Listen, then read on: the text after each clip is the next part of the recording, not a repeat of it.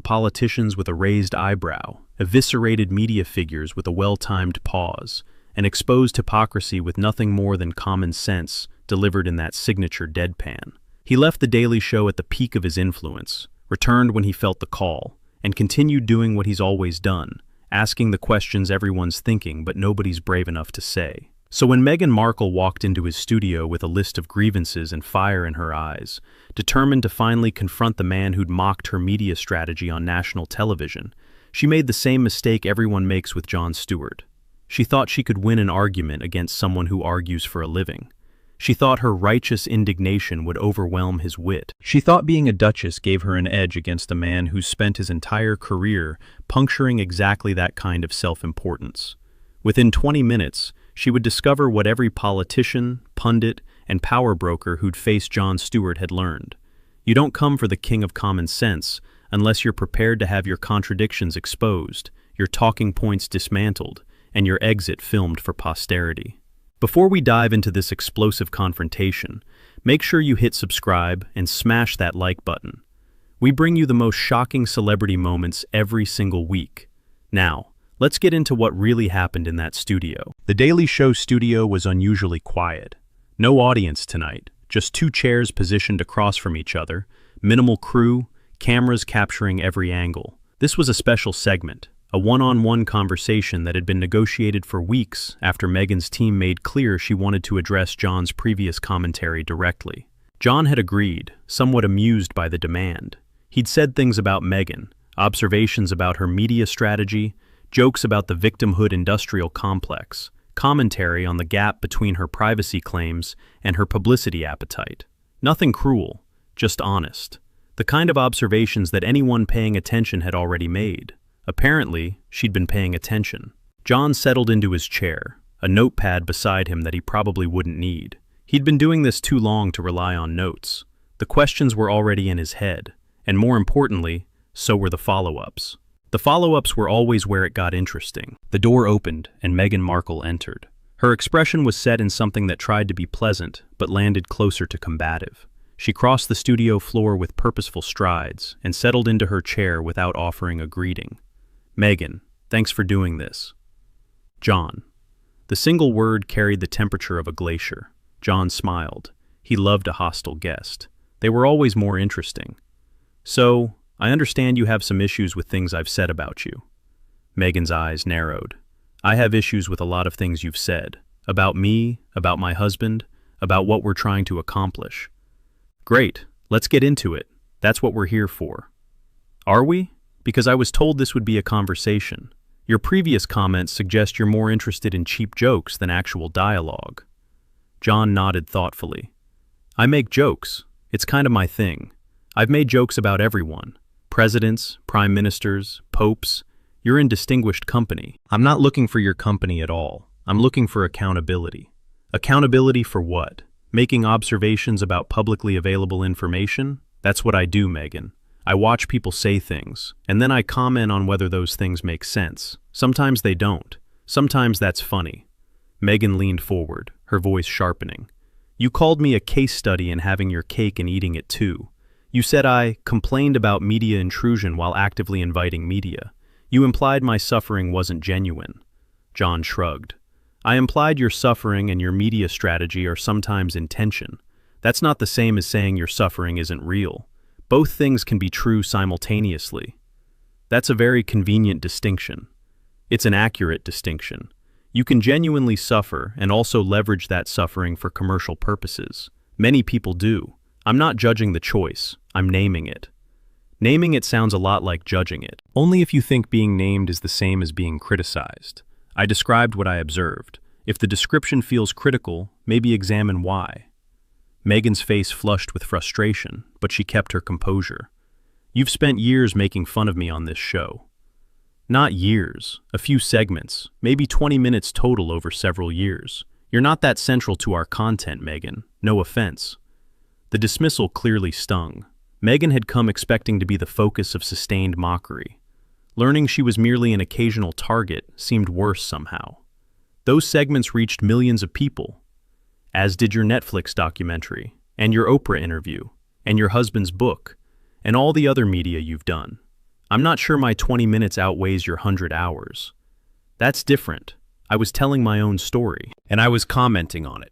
That's how public discourse works. You tell your story, I offer perspective. The audience decides what they think. That's not unfair, that's democracy.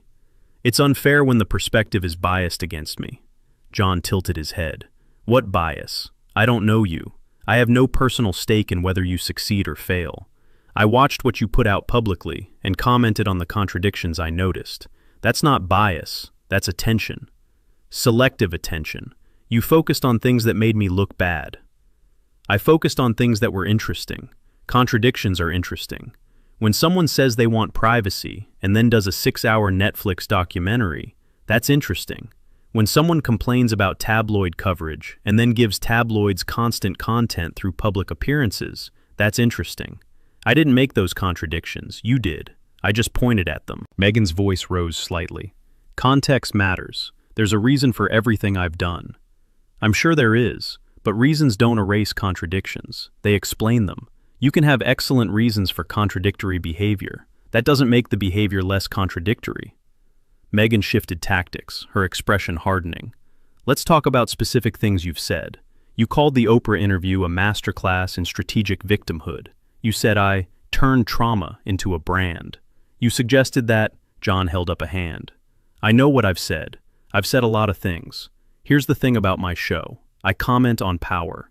Celebrities, politicians, institutions. You are now a person of significant power.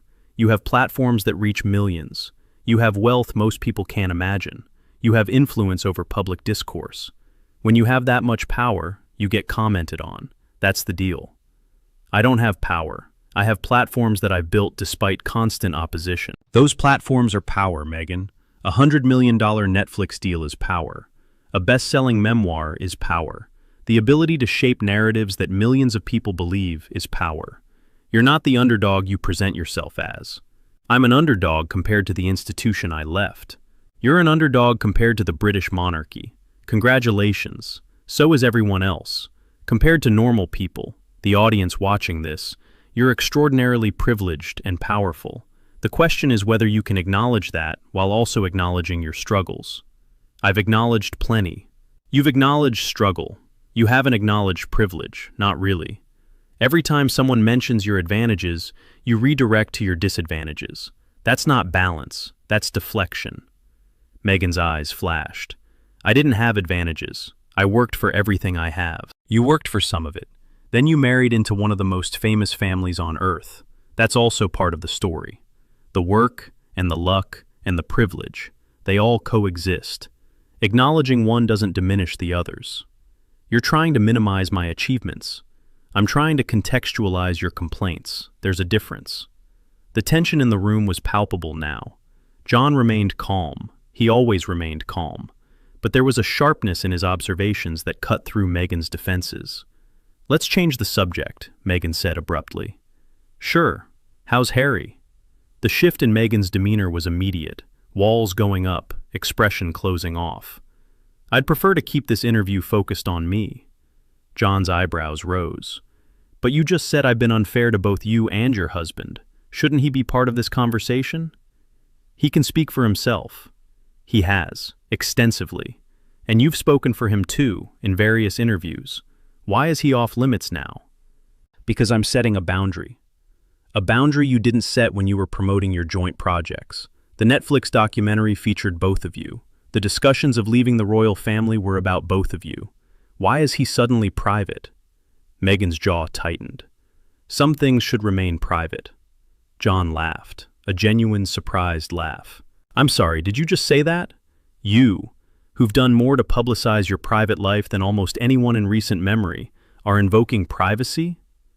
My choices about what to share don't obligate me to share everything. No, but they do make privacy claims a bit hollow. You can't publish your husband's family disputes in a best-selling memoir and then act shocked when people want to discuss your husband. The book was about his experience, which you've discussed in every interview since. You're not the gatekeeper of his story, Meghan, but you've positioned yourself as such whenever it suits you. When it's time to promote, Harry's fair game. When it's time to deflect, suddenly he's private. That's not principle, that's strategy. Everything I do gets called strategy. Because everything you do is strategic. That's not an insult, it's an observation. You're very strategic, very calculated. Every appearance, every statement, every project is carefully positioned. That's fine, that's how successful people operate. But don't pretend it's spontaneous emotion when it's clearly planned. Meghan stood up slightly, then sat back down, a false start that betrayed her agitation. You're deliberately misunderstanding me. I'm deliberately listening to you, and what I hear is someone who wants credit for authenticity while being extremely calculated. Those things don't naturally coexist. You can be authentic, or you can be strategic, but presenting strategy as authenticity is where I get skeptical. I am authentic. Then why does everything you say sound like it was drafted by a committee? I've watched your interviews. The language is too perfect. The emotional beats are too precise. Real people stumble, contradict themselves, say things they regret. You speak in paragraphs. Maybe I'm just articulate. Maybe. Or maybe every public appearance is so thoroughly prepared that spontaneity becomes impossible. I'm not saying you're lying. I'm saying you're performing. And there's a gap between performance and authenticity that's worth noting. Meghan's voice turned icy. This is exactly what I expected from you. Attack the woman's credibility instead of engaging with her substance. What substance? You came here to confront me about my comments. I've explained my comments. You haven't refuted them. You've just expressed displeasure that I made them. That's not substance, that's complaint. I'm not complaining. You've been complaining since you sat down, about my coverage, about public perception, about how unfairly you've been treated. At some point, the complaining itself becomes the story, not what you've endured, but how you've responded to it. And your response has been constant public grievance. That's not healing, Meghan. That's brand management. Meghan slammed her hand on the arm of her chair. I'm not managing a brand. I'm living my life. Your life is a brand. That's not my doing. It's yours. You've trademarked names, launched companies, signed deals that monetize your personal story. You've built a business around being Meghan Markle. There's nothing wrong with that. This is America. We love entrepreneurs. But don't act like I'm the one who commercialized your existence. You did that. I'm just pointing it out. The room fell silent for a moment. John watched Meghan with an expression that wasn't hostile, more curious, maybe even sympathetic. But his observations kept landing with devastating precision. You know what I find interesting? He said, breaking the silence. You came here to confront me. You wanted to put me in my place. But you haven't actually disputed anything I've said. You've said my comments were unfair. You've said I don't understand. But you haven't pointed to a single thing I've said that was factually wrong. Meghan's face reddened. Your framing is wrong. My framing is observation. I've watched what you've done and described it. If the description is unflattering, maybe the actions are the problem, not the description. You're twisting everything. I'm repeating your own words and actions back to you. If that feels like twisting, maybe examine the original shape. That's incredibly condescending. It's incredibly honest. Those feel the same when you're not used to pushback. Meghan stood up fully now, her composure finally cracking. This was a mistake. Coming here was a mistake. John didn't stand. He just looked up at her with that infuriating calm. Probably, but not for the reasons you think. What's that supposed to mean? You came here thinking you'd put me in my place. You thought righteous indignation would overwhelm my observations. But indignation is an argument. Being upset about what someone said isn't the same as proving them wrong. And you haven't proven me wrong about anything. You've just expressed displeasure, loudly, repeatedly, and with increasing hostility. Because you won't engage fairly. I've done nothing but engage. You're the one who keeps trying to end the conversation. Every time I make an observation you can't counter, you deflect, accuse me of bias, or invoke privacy. Those are exit strategies, not engagement. Meghan grabbed her purse, her movements sharp with anger. I'm not going to stand here and be lectured by someone who's made a career out of being smug. I've made a career out of being honest. Sometimes honesty looks like smugness to people who aren't used to it. There's nothing honest about what you do. You pick targets and attack them for entertainment. I pick contradictions and highlight them for clarity. Sometimes that's entertaining, but entertainment isn't the goal, understanding is.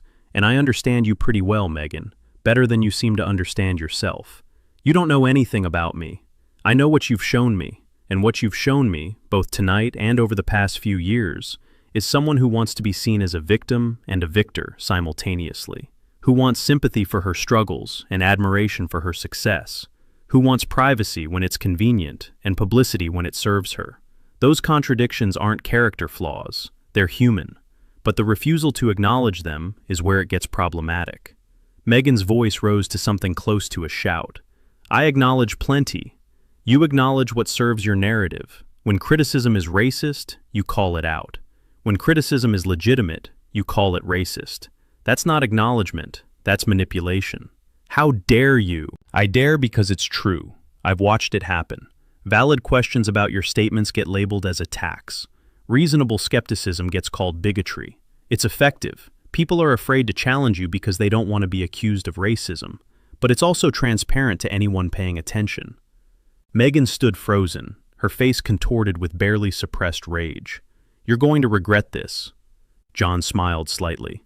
I've been hearing that for 30 years, still waiting for the regret to kick in. This interview is over. It was over before it started. You came here to win an argument, not to have a conversation. When winning proved impossible, you decided to leave. That's your right. But it's also very telling. What's it telling? That you can't engage with criticism without catastrophizing it. That any challenge to your narrative becomes evidence of persecution. That you've surrounded yourself with people who agree with everything you say, and you've forgotten how to handle someone who doesn't. Meghan pointed at John, her hand shaking. You're not a challenger, you're a bully. I've asked you questions and made observations. I haven't raised my voice. I haven't insulted you. I've simply refused to accept your framing without examination. If that's bullying, the word has lost all meaning. Your observations are attacks. My observations are observations. Your inability to distinguish between the two is exactly the problem I've been describing. When everything is an attack, nothing is. When everyone is a bully, no one is.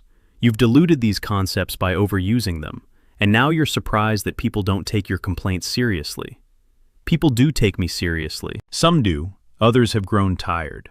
And the tired ones aren't wrong, Meghan. When the complaint is constant, people stop listening. That's not their failure, it's yours. You've cried wolf so many times that the actual wolves don't register anymore. Meghan walked toward the door, then turned back for one final confrontation. You know what your problem is, John? You think being cynical is the same as being wise. You think doubting people makes you smart. But all you really are is someone who tears things down because you can't build anything yourself. John nodded slowly, considering the accusation. Maybe, but here's what I notice. I've built a career on asking questions and exposing contradictions. You've built a career on being contradictory and resenting questions. One of us is consistent. The other keeps changing the rules depending on what's convenient. I don't change rules. Privacy is sacred, except when you're promoting something. Family is off limits, except when you're writing about them. Questions are welcome, except when they're challenging. The rules change constantly, Meghan, and they always change in your favor. That's not principle, that's privilege. The privilege of someone who's never had to play by the same rules as everyone else. Meghan's voice dropped to something cold and final. I've always played by harder rules than everyone else, because of my race, because of my gender, because of the family I married into. John met her gaze steadily. You face challenges because of those things. I'm not disputing that. But you've also received opportunities because of those things, including the opportunity to be a duchess, which came specifically because of who you married. The challenges and the opportunities coexist. Acknowledging one doesn't mean ignoring the other. But you only want to talk about the challenges, and that's what makes the conversation frustrating. I talk about what matters. You talk about what positions you as sympathetic. There's a difference, and I've spent 30 years learning to spot that difference. It's the core of what I do. So when you come in here and try to position yourself as purely victimized, I notice. Not because I'm biased against you, because I'm trained to see exactly what you're doing. Meghan stood at the door, one hand on the handle, seemingly unable to leave without a final word. History will vindicate me. John smiled sadly. Maybe, or maybe history will see someone who had enormous advantages and spent most of her time complaining about them. Someone who could have used her platform for almost anything and chose to use it for grievance. Someone who had everything and still felt wronged. He paused. I hope I'm wrong. I hope you find peace. But peace isn't something you find by arguing with everyone who sees you clearly. At some point, you have to stop and wonder if maybe, just maybe, the people noticing contradictions aren't the problem. Meghan opened the door. Goodbye, John. Goodbye, Meghan. Thanks for coming. It was exactly what I expected. The door closed behind her with a decisive click. John sat alone in the studio for a moment, then turned to face the camera. Well, that happened. He rubbed his temples. I want to be clear about something.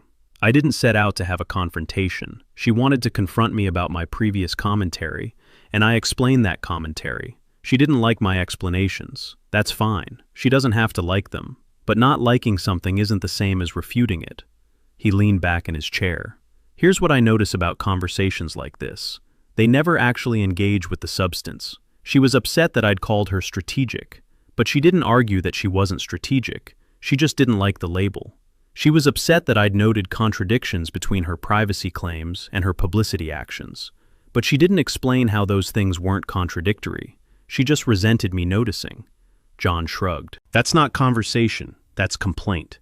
And I've been doing this too long to pretend complaint is the same as dialogue. I'll continue commenting on public figures who seem contradictory. That's my job. If they want to come on and explain themselves, I'm happy to listen. But if they just want to express displeasure that I noticed something, that's not really productive for anyone. He looked directly into the camera. We'll be back next week with actual dialogue, hopefully. The interview lasted 22 minutes before Meghan walked out.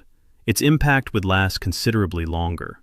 Jon Stewart continued doing what he'd always done, asking the questions nobody else would ask, noticing the contradictions nobody else would mention, and refusing to apologize for clarity. Meghan Markle returned to Montecito, to her foundation work, to her ongoing media strategy. But the confrontation followed her, proof that her narrative couldn't withstand someone who simply refused to accept it without examination. Some battles you win by fighting harder, others you lose by picking the wrong opponent. Jon Stewart had been dismantling powerful people's contradictions for 3 decades. He wasn't about to stop for a duchess. What do you think? Was John too harsh, or did Meghan deserve every observation? Who would you want to see on The Daily Show next? Drop your thoughts in the comments below. If you enjoyed this story, don't forget to like this video.